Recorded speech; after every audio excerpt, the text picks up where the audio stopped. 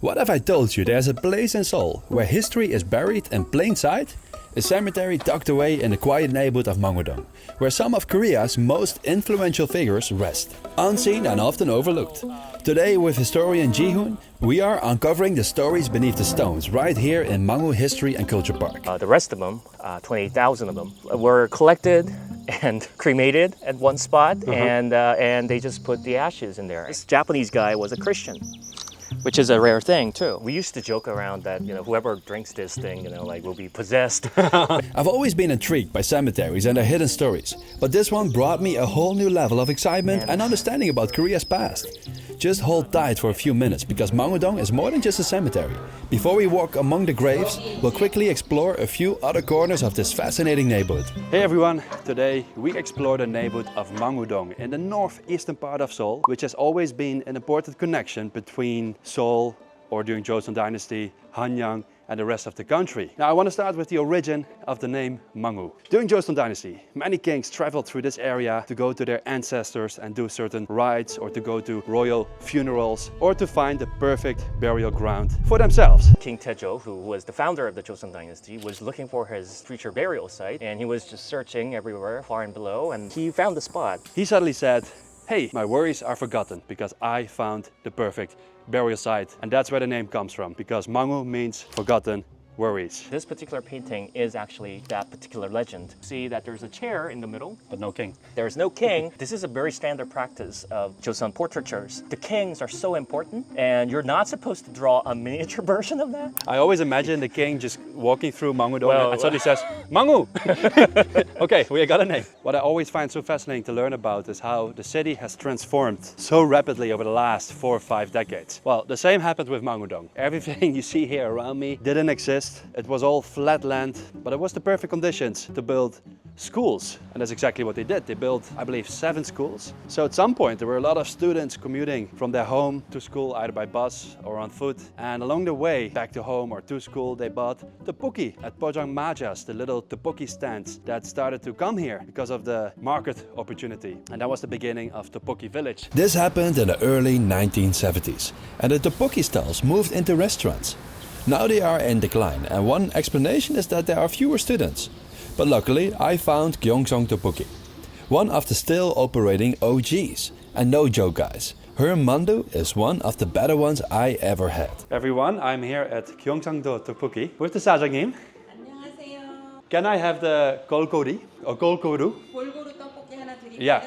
네. One place. So if you go inside, you see photos of when it all began here, 1977. We're still at Pojang Maja, the tteokbokki style. So that's her mother. 4001, you get tteokbokki, mandu, odeng, and gedan. What is different from this tteokbokki and the other tteokbokki? 저희 떡볶이는 떡볶이 양념을 직접 만들어서 써요. 엄마가 만드시던 양념 레시피 그대로 47년 동안 변함없이 한결같은 맛. 옛날 학교 앞 떡볶이 맛이에요. 그리고 그게 이제 떡볶이 이름이 골고루거든요. 그래서 떡, 어묵, 계란, 만두 이렇게 들어가고요. 여기 깻잎도 들어가고. 네, 깻잎 맛이 나와요. 바삭한 만두가 특히 양념에 살짝 적셔 드시면 맛있어요. 근데 옛날보다 이 떡볶이 맛 많이 바뀌었어요? 제 생각에는 한 1990년대쯤에 여기 이제 오래된 건물들 다 이제 새로 짓고 또 주차장 크게 들어서고 그리고 이제 뭐 개인적인 사정도 있고 해서 떡볶이 사장님들이 팔고 다 떠나셨어요. 그리고 이제 그 당시쯤에 왜 맛있는 간식들이 되게 많이 나왔잖아요. 피자, 치킨, 햄버거 이런 거. 네네네. 네, 결정적으로 브랜드 떡볶이, 프랜차이즈 떡볶이 이런 게 등장을 하면서 여기 떡볶이 골목들이 조금씩 사라지게 된 것 같아요. So this, let me show you. It's the first time I see the flat mandu, top 3 mandu. 아 진짜? Yeah, I really like it. See you next time. Bye bye. 안녕하세요. Now, fun fact about this area, when it was all open air and the students were waiting for the bus to go to school, according to the stories, the wind was ice cold. So cold that it reminded them of Siberia, a place they probably have never been before in their lives. So Mangu-dong has a nickname, Mangberia. Siberia, Mangu-dong combined, Mangberia. From Tteokbokki Village, let's move ourselves to this side of Mangu-dong. I am super excited for the next place we will explore. I won't explore it alone. Later we will meet Jihoon, a historian who knows a lot about this place. We are now at the Mang-u History and Culture Park, which during the Japanese colonial period was designated as a public cemetery with over 45,000 graves, the size of 240 soccer fields, I believe. But imagine that, it's huge. With help of Jihoon, we'll pick some of the interesting graves because there are many notable figures buried here. People who have done important things for Korea when it comes to art, science, the independence movement and whatnot. But I really, this is my thing. This is the stuff I want to know and learn more about. Guys, I'm here with Jihoon, the historian of today. Hi, over there. Now we dive into the fascinating cemetery jungle, because that's what it is. In the summer, a lot is overgrown, and although the main road is paved, most of the pathways to the graves aren't. They can be muddy and slippery, creating a healthy dose of adventure. And our adventure starts with my favorite Korean painter of all time, Lee Jung-seob. So we're now at the first burial. So he's a famous painter. He's almost like a household name, and a lot of his works are still very much, popular. He died before reaching 40. As young. Yeah, he was quite young. This is kind of interesting because, this is what they call 상석, literally table stone, for having these little chesas in front of like the graves and whatnot. Usually at the side of the 상석, they usually have like names of the family. Only listed his 2 sons. His wife is nowhere to be found. That's because the wife was Japanese. I think when they built this thing, No, nothing on that there's side. nothing on that. Usually they only put it in here. I think there was some degree of, Uncomfortableness. uncomfortableness, like people not feeling great about writing Japanese names and right next to the It looks like one of his paintings. these 2 boys, which is a common motif that he constantly drew in one of his sketches and paintings. He was a very family-oriented man, loving and caring person to his wife and his children. But then he only lived with them for about 5 years. When the Korean War began, they initially went down to Jeju Yeah. for safety. But then at this point, this is 1950, 1951, he made his wife and children to go down to Japan because he thought it was safer. Right. And he never saw them again before he passed. He continued to exchange letters. It was quite difficult at the time even because Korea and Japan at the time had no diplomatic relations in the 1950s. They did exchange. All the surviving ones we have, they do reveal this really caring and thoughtful personality of him, but then he was left here alone, just doing his paintings. He was running out of his supply, canvases and paper and even paints. He started making sketches on these what are called cigarette wrappers. Oh. Like these tiny little silvery little piece of paper. Because he didn't have money to He buy didn't buy anything proper. and these were just like throwaways. So he collected all these things and started using all of that. He had one exhibit, but it was too little too late. Did he sell anything? He did sell few, and this is also quite surprising because he was largely unknown at the time. I actually interviewed one of these people, famous dancer, and she said she bought something at that exhibit. And part of the reason why she did so was that she and him, like Lee Jung-seob, grew up in the same area. She bought it out of just It's like a bangawo. Yeah, bangawo. Yeah, of course. She didn't thought much of it. She threw it away. Oh no! Oh no! So, Oh no! This is just one of the artists in Korea that died way too young because he had so much potential. Because I'm a big fan. What's going on here? so it's a yaksu. Drinkable water. It's a drinkable water. I think they have 4 or 5 of these things within the cemetery. If you want to do a chesa, if you do a little bit of a cooking and things, you do need some water. I grew up in the area. We used to joke around that whoever drinks this thing will be possessed because we have so much water that just probably passed through down a lot of people. Oh. I really was about to drink something. Never mind. Yeah.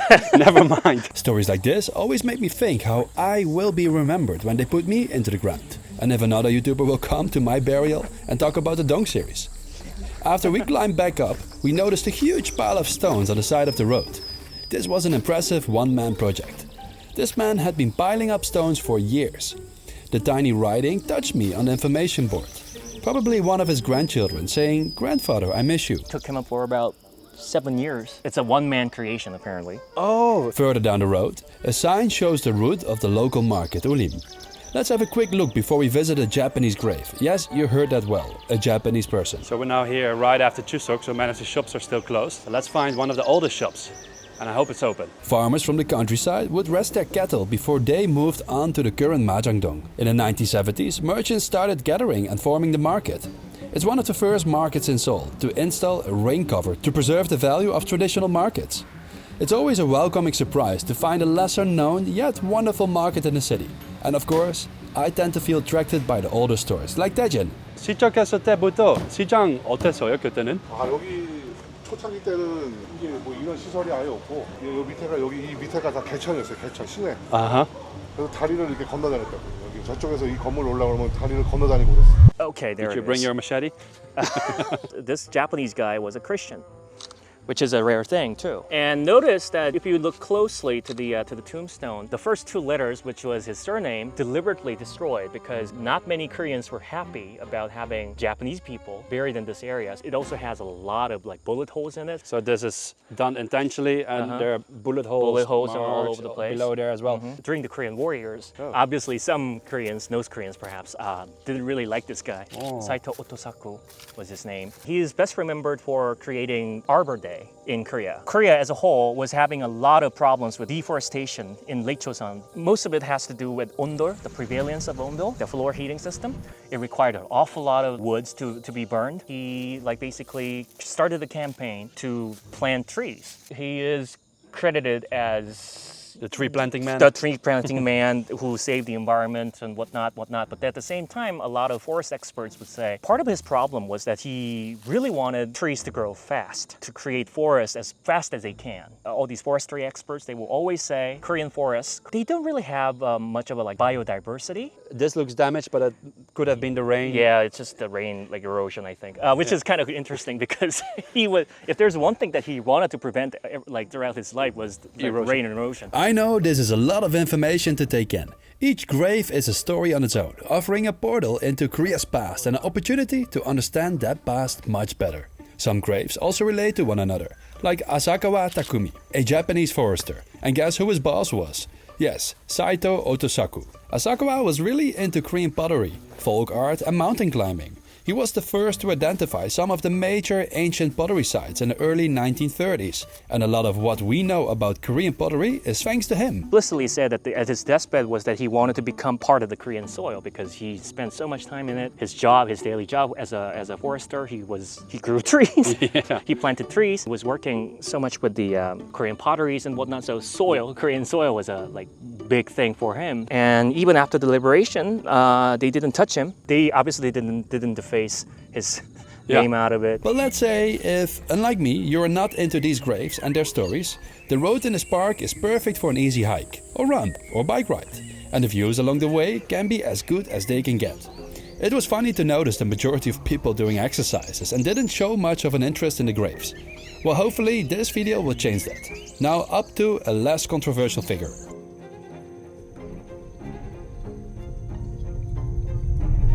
Now this one is very interesting. Even though this is a Korean grave, it has no mound on it. Instead, it also has this very modern looking. So usually there would be a mound over here. Yeah, this grave belongs to this person by the name of Jeong-hwan, who is a very interesting figure to say the least. He was a writer, he was a magazine editor, he was an activist, political activist, but most famous of all, he is the creator of the Children's Day in Korea. At the time, Koreans didn't really necessarily have the word for children.